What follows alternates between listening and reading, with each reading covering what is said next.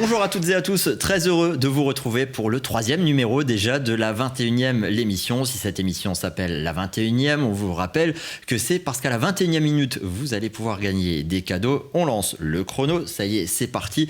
Et comme d'habitude, je suis accompagné de nos chroniqueurs. Caroline, spécialiste en décoration, bonjour. Bonjour tout le monde. Jackie, spécialiste en un peu de tout, en automoto spécialement, mais on verra ça dans les prochains numéros. Bonjour. Salut. Et puis là en dessous, il y a Mathieu, aussi chroniqueur spécialisé plutôt voyage, en tout cas pour cette émission. Salut Mathieu. Salut.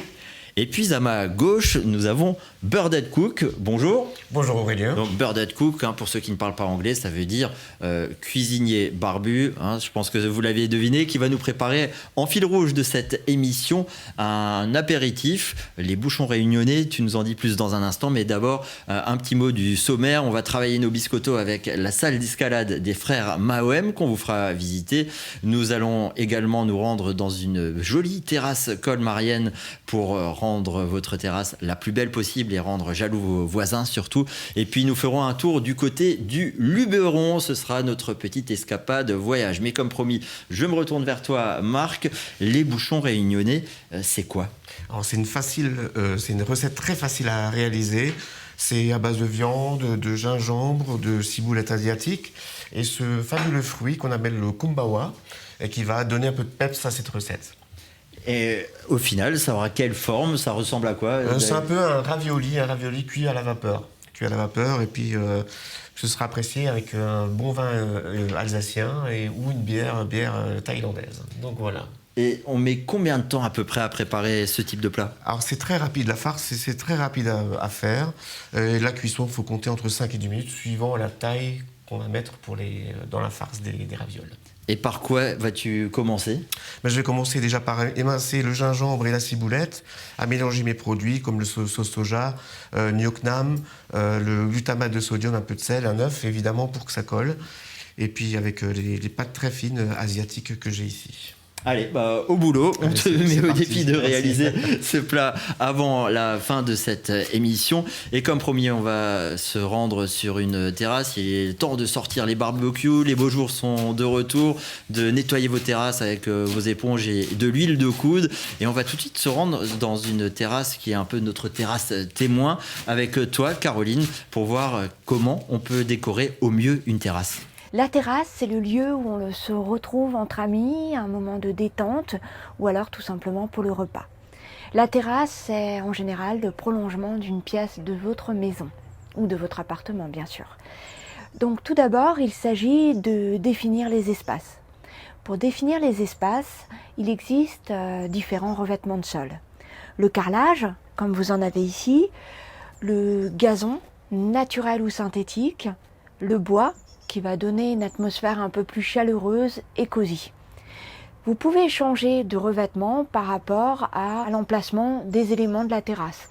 Mettre du carrelage sous la table à manger et du bois, par exemple, dans l'espace détente lounge. Il faut aussi penser à travailler l'aménagement sur la hauteur, c'est-à-dire se préserver du vis-à-vis. Vous pouvez le faire à l'aide d'une haie naturelle, si vous avez la chance d'en avoir une. Sinon, vous pouvez en faire une grâce à des bacs à fleurs, en mettant par exemple du bambou, de la ligne vierge, du lierre, mettre des claustras, ou alors, ce que l'on voit très souvent en ce moment, c'est le voile d'ombrage, souvent de forme triangulaire, ou dans un style plutôt camouflage. Maintenant que nous avons délimité les espaces aussi bien au sol qu'en hauteur, nous allons aborder le sujet du mobilier de jardin et de la décoration. Donc pour le mobilier de jardin, vous avez pléthore de choix. Tout d'abord, vous pouvez utiliser le mobilier en plastique, alors éco-responsable et recyclable, c'est mieux. Le mobilier en plastique a l'avantage d'exister dans plein de couleurs différentes, un design assez original et surtout est plus abordable en termes de budget. Par contre, il n'est pas très résistant aux UV et risque de se décolorer avec le temps. Vous avez également le mobilier de jardin en acier. L'inconvénient de ce mobilier, c'est qu'il va être moins résistant dans le temps également, puisqu'il risque de rouiller. Par contre, vous allez avoir un esprit un peu plus industriel, original, sobre, épuré. Le mobilier qui fait le compromis entre l'acier et le plastique, ça va être le mobilier en aluminium. Il existe également dans différentes couleurs, vous pouvez vous amuser à les mélanger, vous pouvez les laisser très facilement en extérieur. C'est résistant aux intempéries, par contre effectivement il y a un certain budget. Et puis pour finir, le mobilier en bois, plus cosy, plus nature, et comme je vous le disais tout à l'heure, ça va tout d'abord dépendre du style que vous voulez insuffler à votre terrasse et de l'environnement que vous avez chez vous. Et maintenant, nous allons aborder le sujet des luminaires qui ont une place très importante dans la déco puisque ça va permettre d'illuminer l'espace mais aussi de créer une ambiance chaleureuse. Donc vous avez les lampadaires que vous pouvez avoir sur câble ou sur batterie ou à recharger de manière solaire. Tout dépend encore une fois de votre budget et du style que vous voulez donner à la terrasse. Il existe aussi, et c'est très important, les lampes à poser. Comme celles que vous avez ici, elles fonctionnent sans câble. Elles sont en général pour l'intérieur et l'extérieur avec une autonomie de 8 à 24 heures. Et vous pouvez bien sûr agrémenter votre jardin d'éléments design, lumineux ou pas, propices à la détente, au côté un peu plus fun et ludique, comme par exemple un lapin lumineux. Quoi de tel que de prendre une petite bière, un petit apéro sur ce lapin. Donc ça n'empêche pas qu'il faut penser à la suspension, penser aux appliques, parce qu'il est quand même important de voir ce que l'on mange, si c'est au moment du repas, ou tout simplement parce que vous avez décidé que c'était juste un espace pour travailler ou lire par exemple. Et pour finir, nous allons, si l'espace le permet, agrémenter cette terrasse d'un beau feu de camp. Et c'est tout à fait possible grâce au brasero, sur lequel vous pouvez également apposer une plaque pour cuire une merguez et une brochette. Et si vous voulez simplement une atmosphère chaleureuse et réchauffer un tout petit peu l'univers, l'ambiance, vous pouvez le faire grâce à la cheminée de table qui se met au sol ou sur une table et qui fonctionne au bioéthanol. Vous avez maintenant tous les éléments pour décorer, aménager, agencer votre terrasse et bien sûr en profiter comme il se doit. Cette terrasse est vraiment magnifique. Jackie, je crois que tu avais une question à poser à Caroline. Oui, Caroline, qu'est-ce que tu nous conseilles comme plante ou arbuste pour nos terrasses ? Alors, je vais préconiser pour donner un petit côté estival et nous faire penser aux terrasses du sud de la France, l'olivier.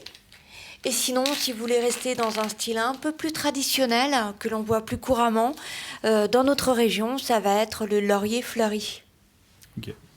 Merci beaucoup encore pour ce beau reportage et on se retourne vers toi, Birded Cook. Où en es-tu ? Qu'est-ce que tu as fait pendant que le reportage a été diffusé ? Comme j'avais dit précédemment, donc j'ai ciselé mes civettes d'Asie, le gingembre. J'ai mélangé mes produits avec le glutamate. Et maintenant, ce que je vais rajouter justement, c'est cet agrume. Et je vais bien donc ça va sentir assez rapidement le kumbawa. Donc c'est vraiment. Ça sent déjà très bon. C'est vraiment puissant, donc on va en mettre, mais pas trop non plus. Mais il faut que ça se ressente après à dégustation. Donc, et quelles sont les prochaines étapes après ? Pour la prochaine étape, ça va être de faire les ravioles, tout simplement, les bouchons, ces fameux bouchons réunionnais. Ok, on regarde ça dans un instant. C'est ça. En attendant, Caroline, on le rappelle, tu es la patronne, la boss d'Inspiration Design à Colmar. Tu nous as déjà pas mal parlé de projets de décoration intérieure. Est-ce que tu as aussi fait des projets un peu extravagants, des choses qui sortent du commun en matière de déco ? Oui, j'ai en fait un coup de fil qui m'a surprise, prise un peu au dépourvu. C'était il y a 2 ans pour l'ouverture des JO de Tokyo. Un coup de fil de quelqu'un qui souhaitait que je décore et que j'aménage une salle d'escalade dans la zone industrielle de Colmar. Ah c'est original. Et je crois que l'un d'entre nous s'est initié à la grimpette récemment. Allez, on y retourne. Magie du web, nous voilà en direct de la salle d'escalade des frères Mawem à Colmar. Les frères Mawem, c'est Bassa et Michael qui ont tous les deux participé aux Jeux Olympiques de Tokyo. Première fois que l'escalade était discipline olympique, l'escalade qui a le vent en poupe. Et pour en parler avec nous, Michael, bonjour. Salut, bienvenue. Merci. Bienvenue à Justement, cette salle d'escalade, est-ce que tu peux nous la présenter ? Il y a plusieurs espaces. Ouais, en quoi ils correspondent ? Je vais te couper un tout petit peu parce que voilà, en fait, on est dans une salle d'escalade et en fait, en règle générale, dans une salle d'escalade, On est en l'air, on profite de l'auteur, l'espace. Et moi, quand je discute avec quelqu'un, j'aime bien avoir ces sensations-là. Ok. Donc, tu vois, en main, j'ai ce matériel-là. Donc, si tu peux mettre ce baudrier, ces chaussons d'escalade. Et on va aller en haut et on va discuter. En haut, à combien de mètres? 15, mais on va s'arrêter à moitié, à 7 mètres. Allez. 7 mètres, voilà. Banco, on va tenter. Tiens, Merci. on se suit.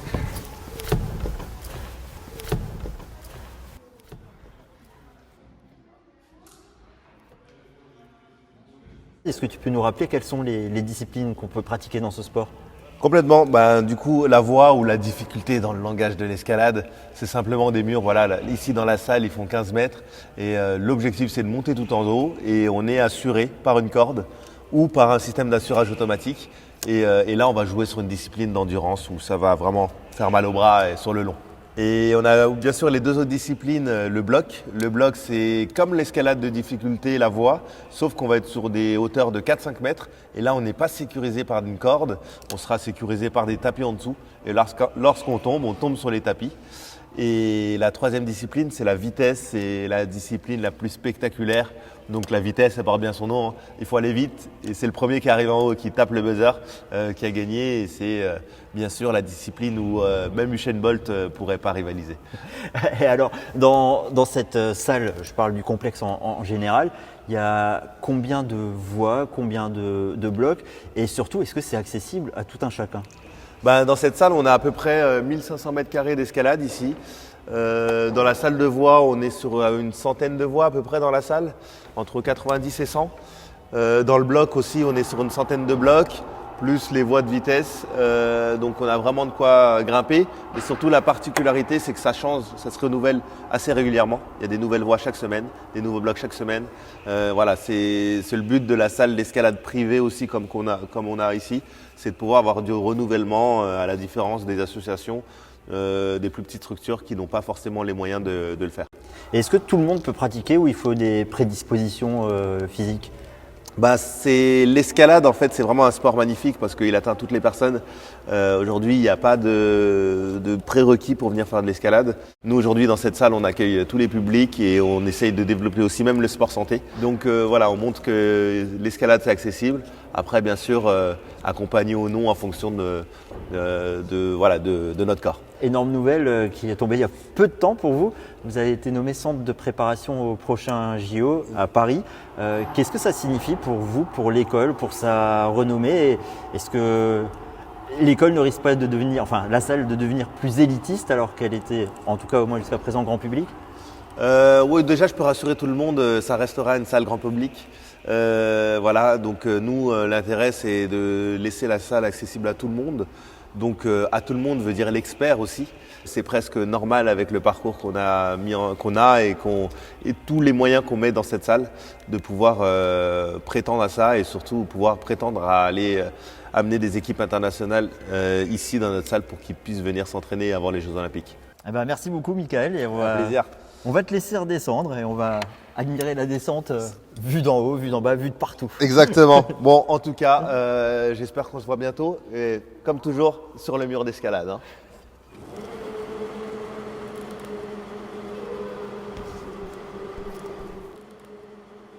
Eh bien, je vois qu'Aurélien, tu es très doué en escalade, mais quel est l'intérêt de pratiquer en salle plutôt qu'en extérieur ? Déjà, on peut pratiquer ça 365 jours par an. La salle, elle est ouverte tout le temps. Qu'il pleuve, qu'il vente, qu'il neige, on peut s'adonner à cette pratique. Et puis, c'est beaucoup plus sécurisant aussi pour les personnes qui ne s'y sont jamais initiées. On sait qu'on peut tomber sur des matelas dans la partie bloc, qu'il y a des encadrants qui sont là aussi pour apprendre les bons gestes avant de nous laisser accéder à ces murs d'escalade. Donc, ce sont les deux principaux avantages. Mais est-ce qu'il faut des compétences particulières Il faut évidemment être très musclé, comme je le suis. Non, il n'y a pas de compétences particulières à avoir. Il y a une salle enfant. Les plus jeunes peuvent commencer à pratiquer dès 3 ans. Et après, il y a des niveaux vraiment adaptés à tout un chacun. On peut se faire très plaisir sur des choses assez faciles, même... Limite comme si c'était une échelle qu'on allait grimper, on peut déjà accéder à des altitudes de 15 mètres dans la salle. Et après, les plus experts, eux vont se tenir à un doigt avec des prises hyper éloignées les unes des autres. Donc c'est vraiment une discipline qui peut être pratiquée par tout le monde, hommes, femmes, enfants, personnes plus âgées. aucun souci. Alors moi j'avais aussi une question, est-ce qu'il est possible d'y aller juste comme ça pour une journée, pour découvrir, ou est-ce qu'il faut obligatoirement s'abonner, ça fonctionne comment, c'est un club ou... Non, on y va comme on veut, c'est le principe un peu des salles privées à la différence des salles de club. On y va quand on veut, il y a différentes formules d'abonnement, hein. Vous les avez sur le site internet des frères Mawem. On peut y aller à la journée, à l'heure, à la demi-heure, se prendre des abonnements. Je pense que moi, une journée complète, ce sera pas possible. Ouais, si, en se ravitaillant bien comme il faut, avec par exemple ces excellents bouchons réunionnais. On les a pas encore goûtés, mais en tout cas, ça sent déjà très bon. Donc là, tu as bien avancé pendant que on a pu assister à ces reportages Birdette Cook. Où en est-on au niveau de la préparation? Là, j'ai juste étalé la pâte. Donc, c'est les carrés de pâte, c'est très facile à réaliser. Et puis, on met juste un petit peu, on met entre 15 et 20 grammes de viande. Et on va fermer tout ça tout simplement comme ça. Ça tient tout seul. Mais justement, où achètes-tu les ingrédients pour réaliser cette recette? Alors, les ingrédients, on les trouve partout. C'est vrai que maintenant, à Colmar, rue de la Grenouillère, il y a un magasin asiatique. On trouve vraiment de tout. Le glutamate, on trouve la ciboule, le kumbawa, on trouve tout ce qui est sauce soja, sauce nyoknam. Ils ont vraiment un panel très très riche. Et puis pour la viande, on a beaucoup de bouchers aussi sur Colmar. Donc il n'y a vraiment pas de souci pour préparer ça en toute saison et partout en France en tout cas. Alors si on vous parle très souvent de Colmar, c'est parce que c'est ici qu'est enregistrée l'émission depuis l'espace Auguste, hein, c'est là que se situent nos studios. Mais on ne s'intéresse pas qu'à l'Alsace ou à Colmar, on va aussi voyager un peu avec toi Mathieu, toujours ici. Tu vas nous emmener visiter quel secteur ? Alors là, je vous emmène dans le Luberon, dans le massif du Luberon. Et alors, on ne dit pas Luberon, hein, on dit Luberon, je précise. On est nombreux à faire la faute. Et en fin de compte, je vais vous faire découvrir des villages perchés, des endroits magnifiques que j'ai eu la chance de découvrir à 2 reprises déjà par le passé.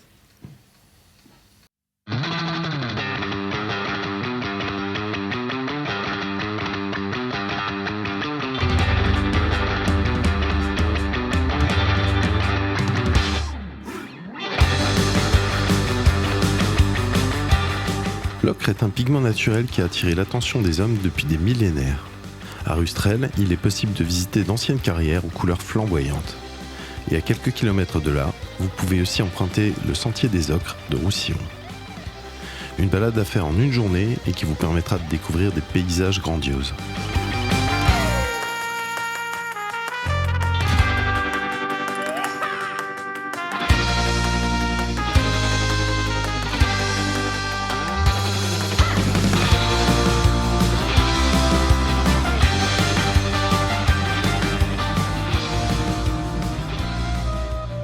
Direction l'abbaye Notre-Dame de Sénanque, plus à l'est, pour un moment de quiétude en pleine nature au milieu des champs de lavande.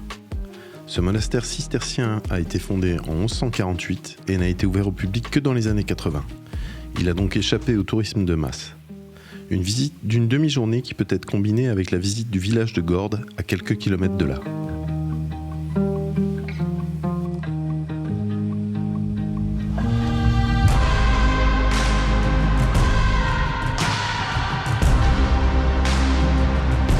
Gordes est classé parmi les plus beaux villages de France. Perché sur un piton rocheux, il vous offrira une vue à couper le souffle et un dédale de ruelles charmantes. Sous le village, vous pourrez visiter un site semi-troglodyte qui servait à la fabrication et au stockage de l'huile d'olive. Petit clin d'œil à la superbe terrasse du bistrot du Cercle Républicain, certainement l'une des plus insolites de France.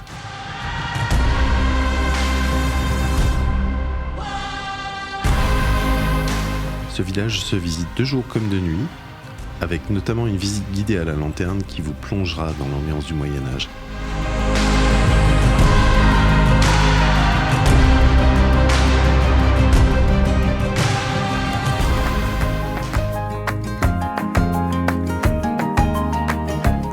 L'île sur la Sorgue tient son nom de la rivière qui la traverse et qui est omniprésente.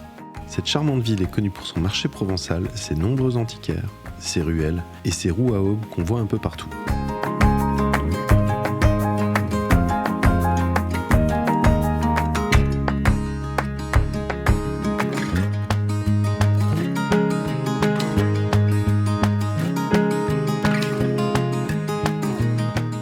Au Pède-le-Vieux est un village inaccessible en voiture et quasi abandonné depuis 1912, lorsque les villageois sont descendus dans la plaine pour y trouver des terres plus fertiles. Cet abandon donne aujourd'hui tout son charme au village qui est comme figé. Ses ruelles très pentues, ses maisons en pierre et les ruines du château accentuent l'impression de moments hors du temps. Ménherbe est classé parmi les plus beaux villages de France et est situé à seulement quelques kilomètres de Pède-le-Vieux. Sa visite est très rapide, mais ne manquera pas de vous faire penser à la Toscane italienne.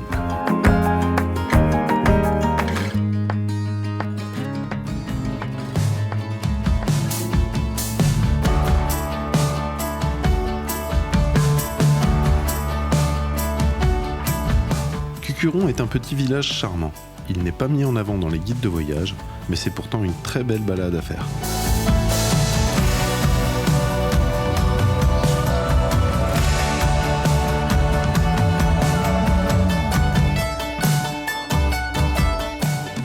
Lourmarin est classé parmi les plus beaux villages de France.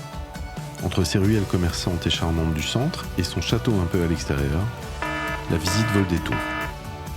Il s'agit d'un village très animé, en journée comme en soirée. Ah, ça donne envie ce séjour.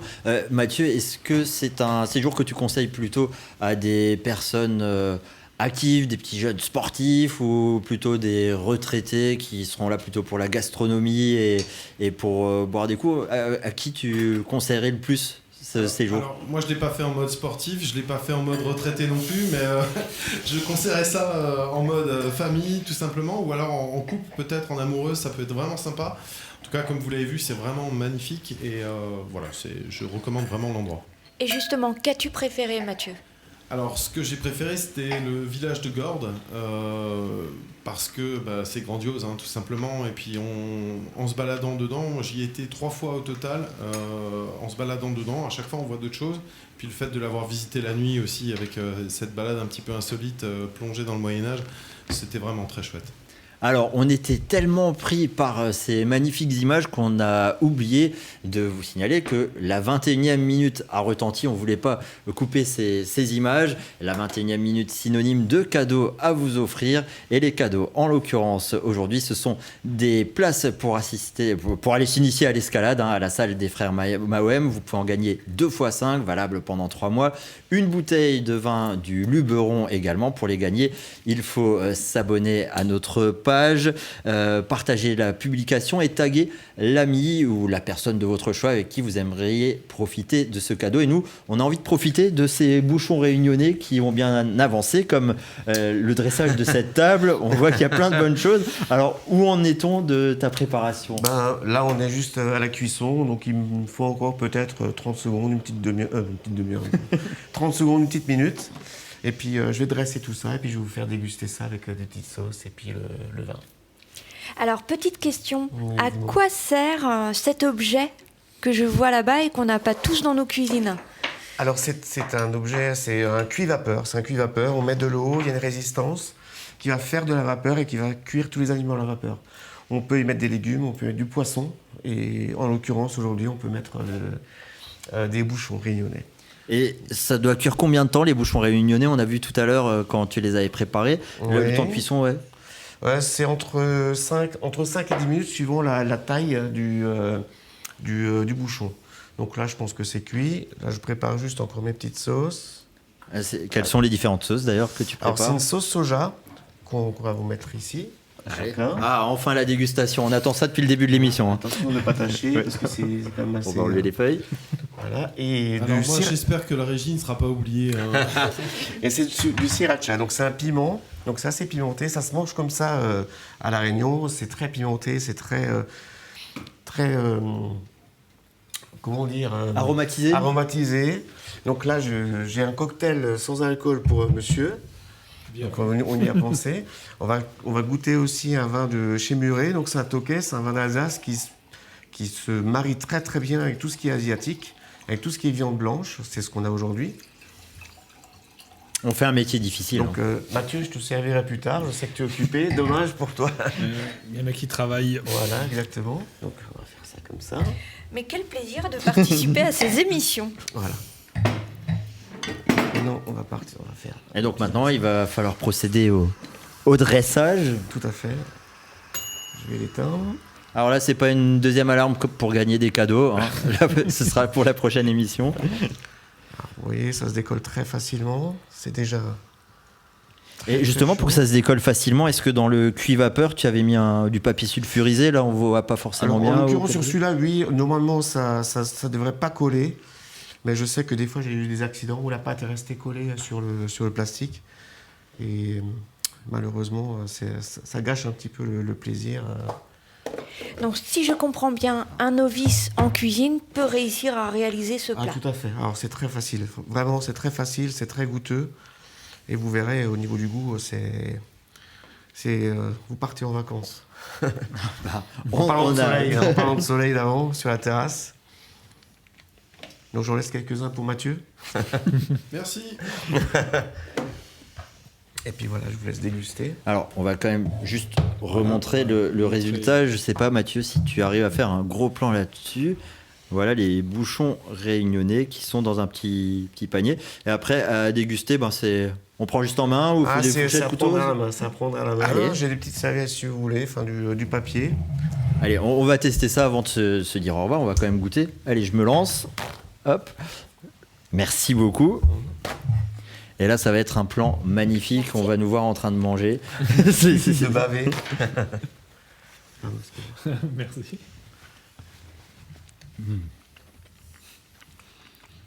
Et puis La régie a hâte que l'émission se termine. on vous souhaite une bonne santé. Alors franchement, c'est une tuerie. Merci beaucoup Bird & Cook d'être venu et inaugurer nos sessions invitées de cette 21e l'émission. Je vous rappelle le site internet pour retrouver le règlement des différents jeux, la21e.com.